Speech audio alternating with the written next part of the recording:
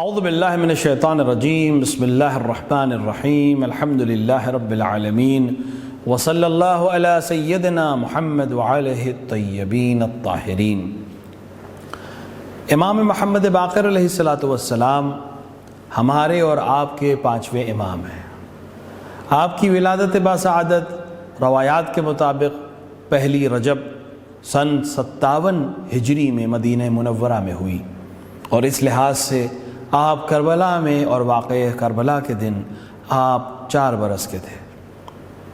امام محمد باقر علیہ السلام کے والد امام زین العابدین علیہ السلام ہیں، اور آپ کی والدہ جناب فاطمہ بنت حسن ہیں، لہٰذا آپ کے دادا بھی امام ہیں، یعنی امام حسین علیہ السلام آپ کے دادا ہیں، اور آپ کے نانا یعنی امام حسن علیہ السلام بھی امام ہیں۔ امام محمد باقر علیہ السلام کی زندگی سختیوں میں گزری۔ آپ نے واقعہ کربلا کو دیکھا، آپ نے امام زین العابدین علیہ السلام کے گریے کو دیکھا، آپ نے واقعہ کربلا کے بعد جو مسائل پیش آئے اور جو مصائب پیش آئے ان میں آپ اپنے پدر بزرگوار اور جناب زینب کبریٰ اور خاندان عطرت و طہارت کی مستورات کے ساتھ قدم بقدم تھے۔ ان تمام مراحل کے بعد جب امام علی ابن الحسین امام زین العابدین علیہ السلام کی شہادت ہوئی تو آپ منصب امامت پر فائز ہوئے۔ آپ کے دور میں عمومی خلیفہ نے بہت زیادہ سختیاں کر رکھی تھی، لیکن اس کے باوجود آپ نے مدینے میں علم و تدریس کا ایک سلسلہ شروع کیا، جس کا نتیجہ یہ ہوا کہ آپ کے بعد امام جعفر صادق علیہ السلام کو ایک وسیع موقع فراہم ہوا، ایک ایسا موقع فراہم ہوا کہ آپ شاگردوں کی تربیت کر سکیں۔ آج ہمارے پاس جو احادیث ہیں ان کی ایک بڑی تعداد ان حدیثوں کی ہے جو امام محمد باقر علیہ السلام سے ہم تک پہنچی ہے۔ آپ کا نام محمد ابن علی ہے، لیکن آپ کا لقب باقر العلوم ہے۔ باقر یعنی شگافتہ کرنے والا، باقر العلوم آپ کو یہ لقب خود رسول اکرم صلی اللہ علیہ وآلہ نے، اور اگر ہم اس روایت کو دیکھیں تو اس لحاظ سے تو یہ لقب خود خداوند عالم کا دیا ہوا ہے،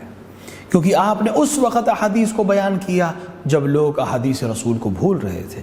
ایک بہت لمبے عرصے تک لوگ احادیث نبوی سے محروم ہو گئے تھے، لیکن آپ نے دوبارہ ان علوم کو شگافتہ کیا اور اپنے جد کے علم کو دنیا تک پہنچایا۔ امام محمد باقر وہ شخصیت ہیں کہ جن کو رسول اکرم صلی اللہ علیہ وآلہ نے اپنے صحابی جناب جابر بن عبداللہ انصاری کے ذریعے سے سلام بھجوایا تھا۔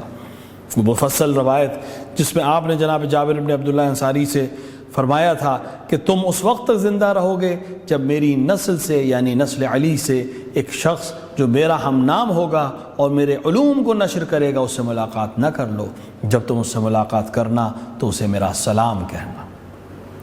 امام محمد باقر علیہ السلام نے علم کو شگافتہ کیا، شاگردوں کی تربیت کی، اور یہی وجہ تھی کہ اموی حکومت آپ سے گھبرا گئی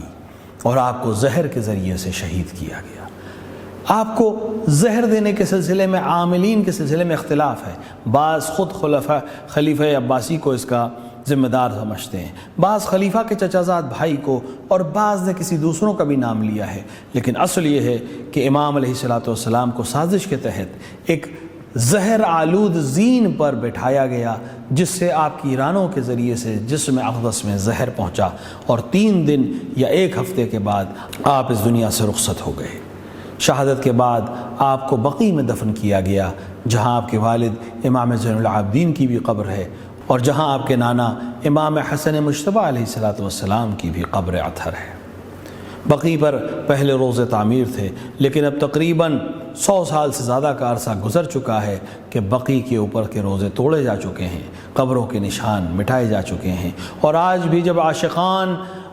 مدینہ منورہ جاتے ہیں ان کی آنکھیں ان مناظر کو دیکھ کر آپ دیدہ ہو جاتی ہیں کہ ہم اہل بیت علیہ السلام پر اس ظلم کو مسلسل دیکھ رہے ہیں۔ کہاں رسول اکرم کا روضہ ہے جس کے اوپر روشنیاں ہیں، جس پر آنے جانے والوں کا ایک مجمع ہے، اور کہاں ان کی اولاد کی قبریں ہیں جو وہاں سے بہت نزدیک ہیں، لیکن نہ آنے جانے کی اجازت ہے، نہ زیارت پڑھنے کی اجازت ہے، نہ زری ہے، نہ بارگاہ ہے، نہ گنبد ہے۔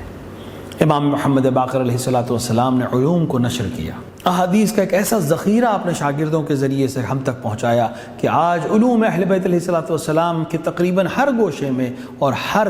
موضوع پر آپ کو امام محمد باقر علیہ الصلوۃ والسلام کی حدیث مل جائے گی۔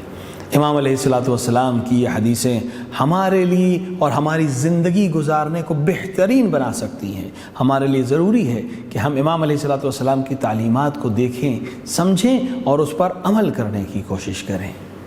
امام محمد باقر علیہ الصلوۃ والسلام کی شہادت کے دن آپ سب کی خدمت میں، خصوصاً امام زمان عجل اللہ تعالیٰ فرجہ الشریف کی خدمت میں تعزیت اور تسلیت پیش کرتے ہوئے بارگاہ الہی میں دسب دعا ہیں کہ وہ ہمیں توفیق عطا فرمائے کہ ہم امام محمد باقر علیہ الصلوۃ والسلام کی تعلیمات کو پڑھ سکیں،